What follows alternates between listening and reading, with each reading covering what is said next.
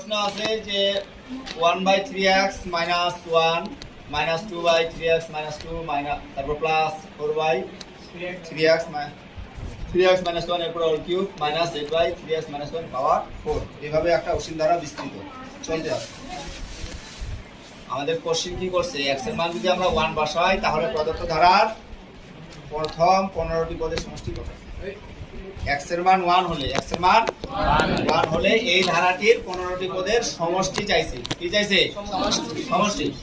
তো x সমান 1 হলে ধারাটি কি হবে? x এর মান 1, 3 আর 1 তো 3 আর x তো গুণ অবস্থায় আছে, তো 3 1 গুণ করলে কত হবে? 3 হবে -1।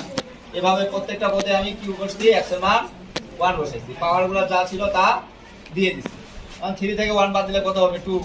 এখানে 3 থেকে 1 বাদ দিলে 2, এই যে স্কয়ার থাকে গেল, এখানে কিউব আর এখানে পাওয়ার 4। তো 2 পাওয়ার 4 মানে কত? 4। এখানে 8 আর এখানে 16।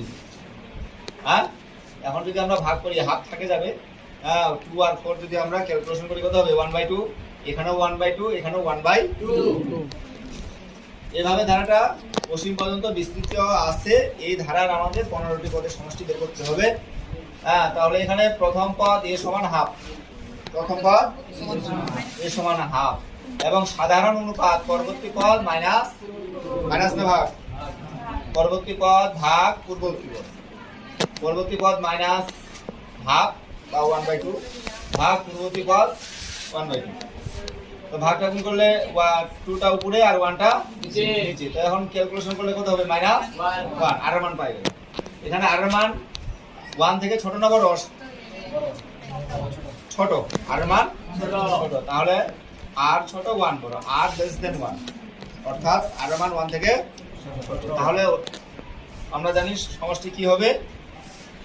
Sn সমান a * 1 - r power n by 1 - r। এখন কতগুলো পদের সমষ্টি? 15টি পদের সমষ্টি।